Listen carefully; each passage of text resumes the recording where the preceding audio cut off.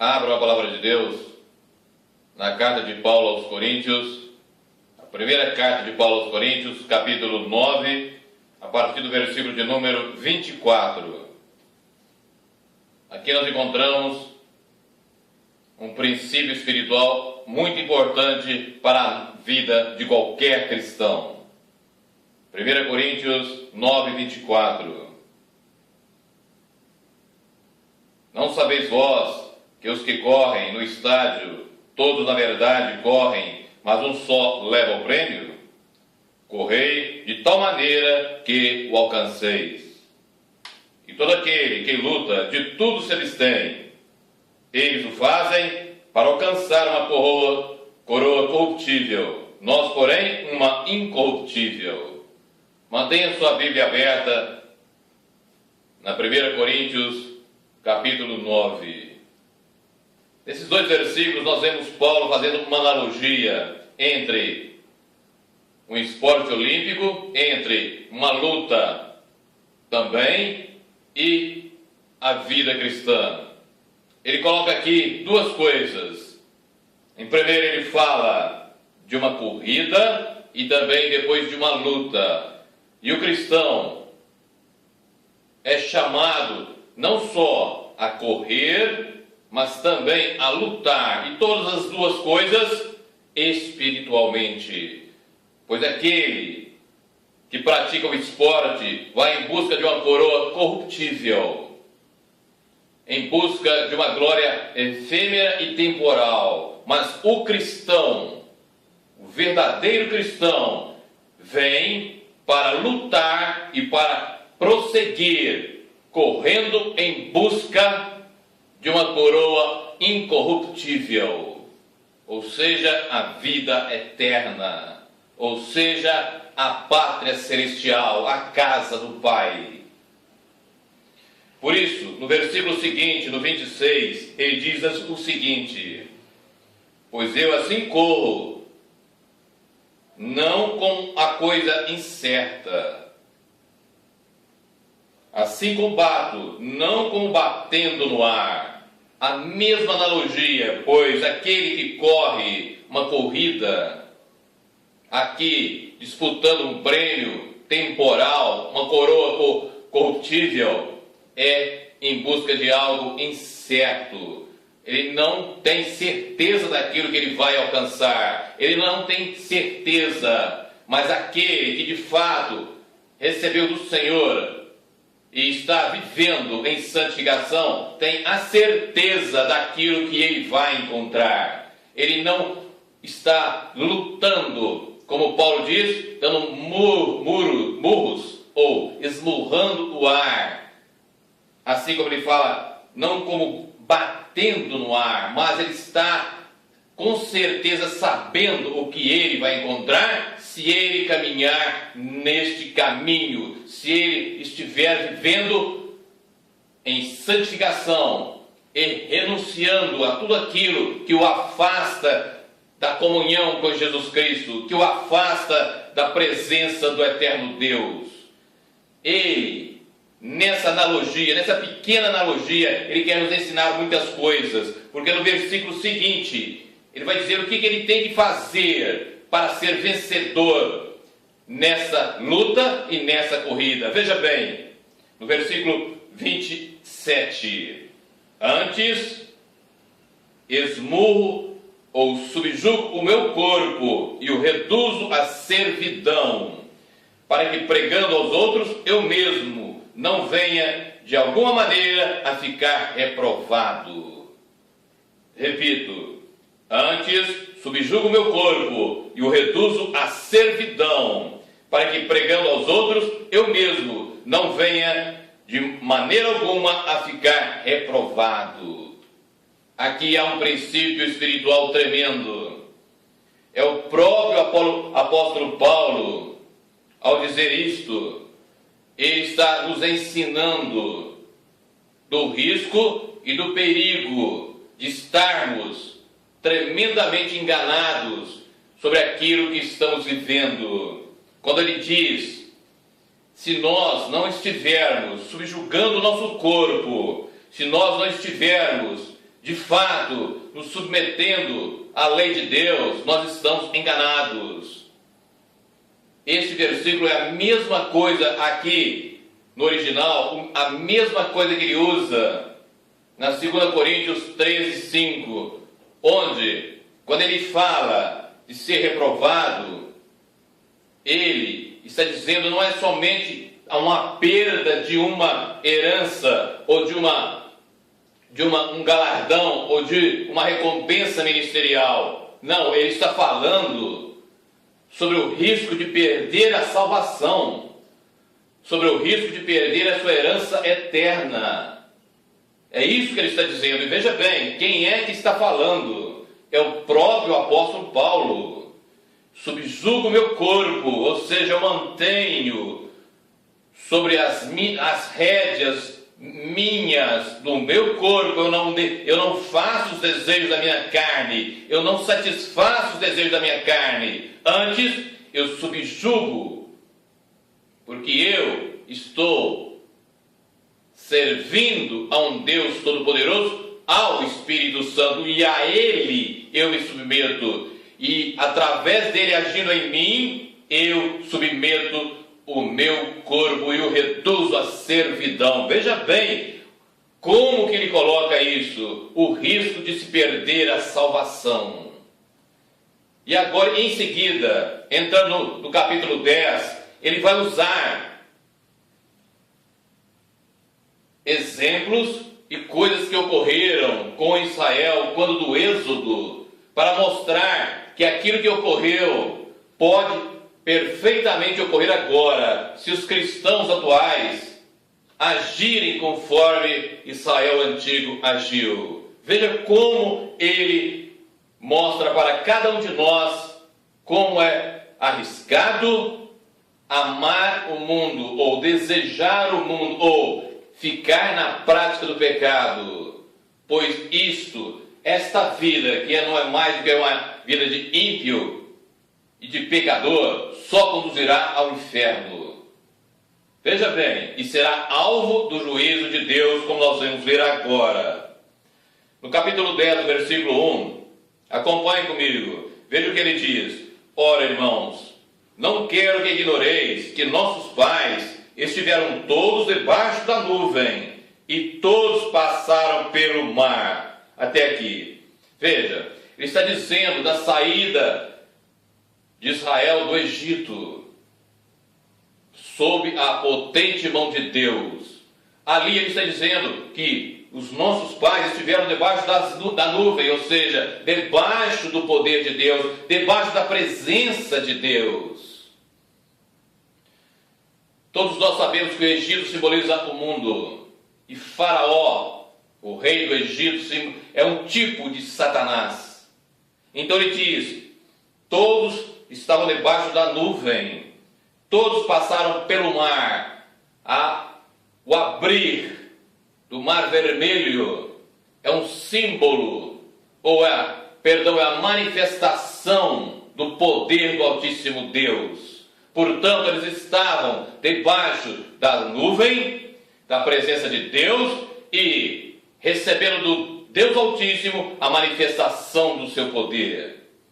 E ele continua, e todos comeram de um mesmo manjar espiritual. Veja bem, participaram das delícias de Deus, foram sustentados espiritualmente pelo Senhor. Mas, versículo 4, e beberam todos de uma mesma bebida espiritual, porque bebiam da pedra espiritual que os seguia. E agora? E a pedra era Cristo. Veja bem. E esses todos, com exceção de Josué e Caleb, todos foram prostrados, foram rejeitados por Deus. E por que foram? Porque deram vazão a uma vida de pecado, deram vazão à idolatria, à imoralidade. E por isso, Deus simplesmente os destruiu. Deus simplesmente fez, então, com eles, aquilo que Ele faz de fato, com qualquer um que vira as costas para Ele e o rejeita. Deus os rejeitou. Basta nós lermos a carta aos Romanos, no seu capítulo 1, quando nós vemos que por 3 versículos seguidos, no 24, no 26 e no 28, está escrito o seguinte: Deus os abandonou, Deus os rejeitou, em outra tradução. Por isso, aqui nós vemos que de tanto murmurarem, de tantos se idolatrarem, de tanto adorarem a falsos deuses, de tanto entrarem numa vida promíscua, Deus os rejeitou. E isso é o que Paulo escreve para que nós tomemos cuidado. Porque hoje nós encontramos em igrejas e mais igrejas que são tolerantes em extremo ao pecado, e números que até incentivam. Continuando, no versículo 5, veja bem agora o que a palavra de Deus diz: mas Deus não se agradou da maior parte deles, pelo que foram prostrados no deserto. E agora, guarde isso, e essas coisas foram-nos feitas em figura, para que não cobicemos as coisas más como eles cobiçaram. E o que eles cobiçaram?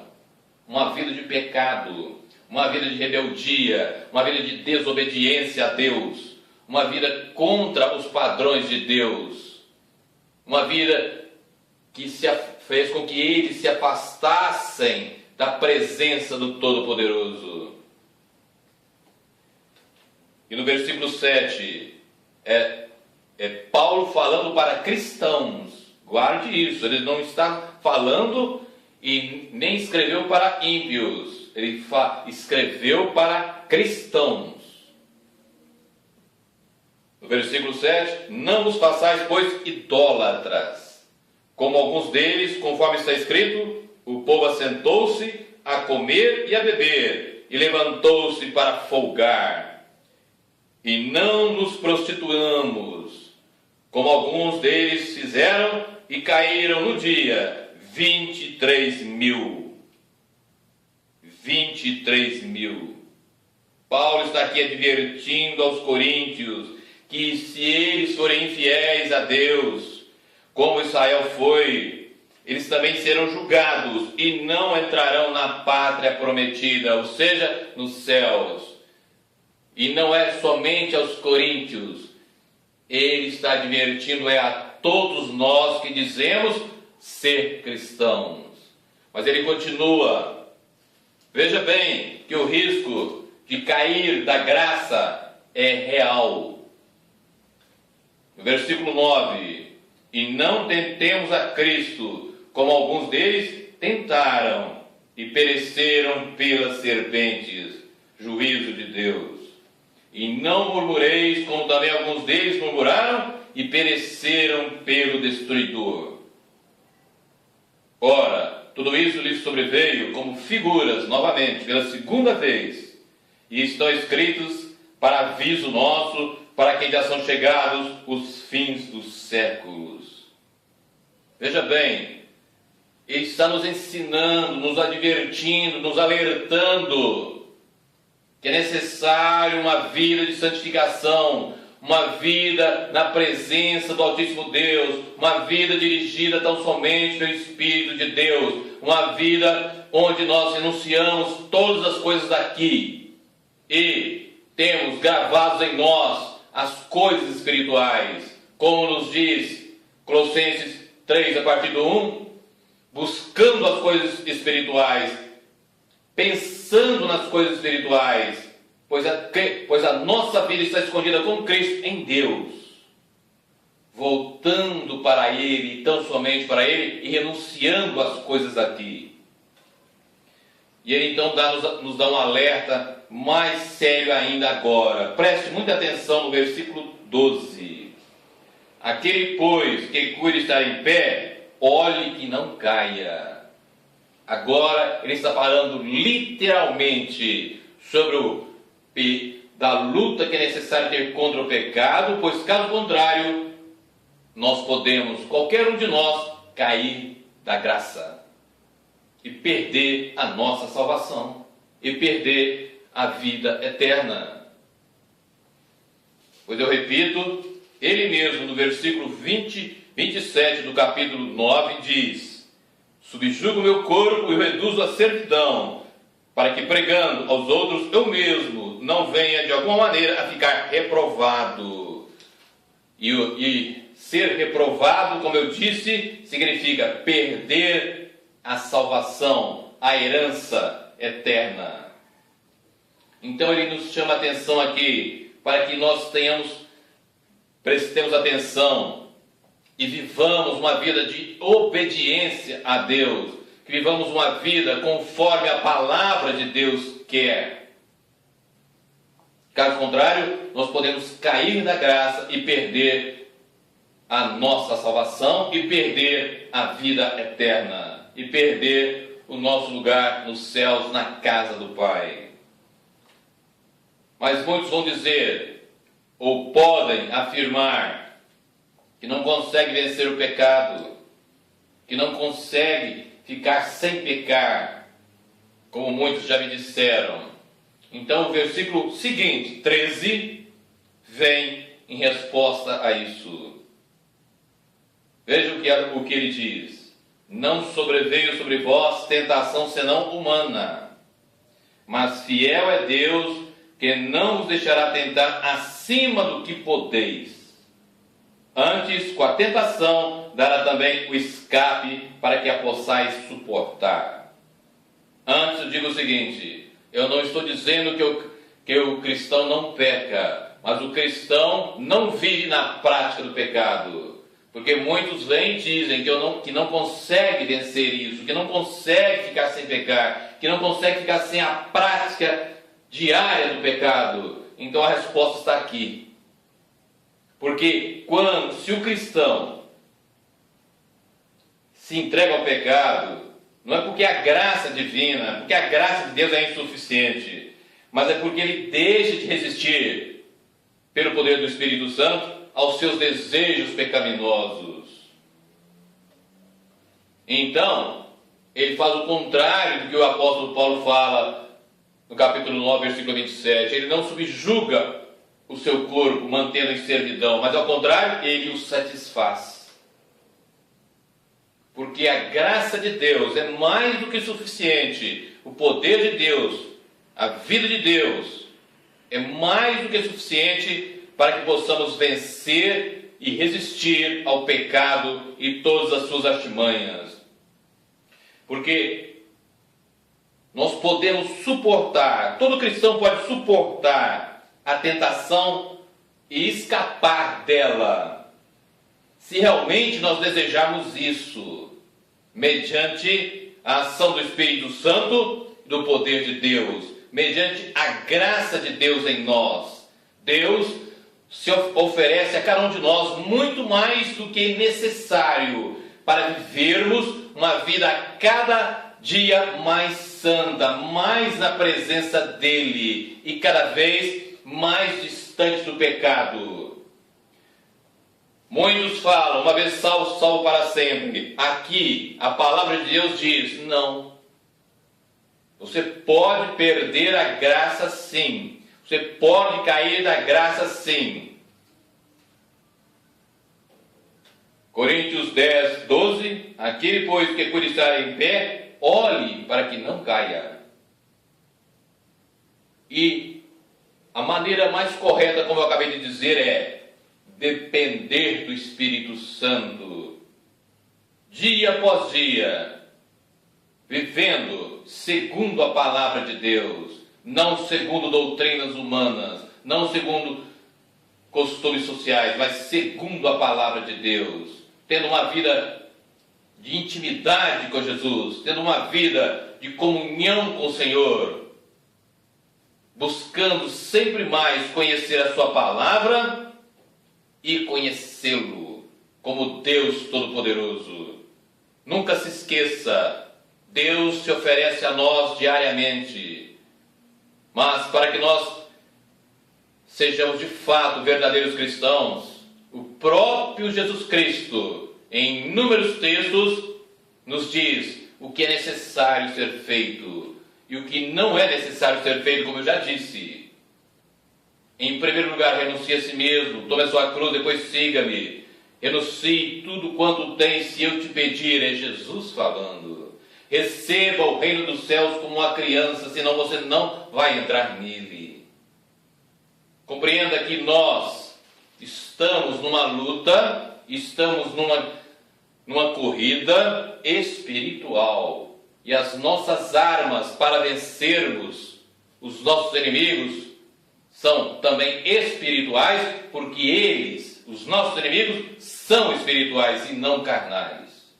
Coloque isso no seu coração e viva na certeza de que você tem o Espírito Santo sempre, o sangue de Jesus Cristo sempre, o poder da palavra de Deus sempre para te auxiliar e te dar a vitória nessa luta contra você mesmo, contra os seus desejos pecaminosos, contra o pecado, contra o mundo e contra Satanás.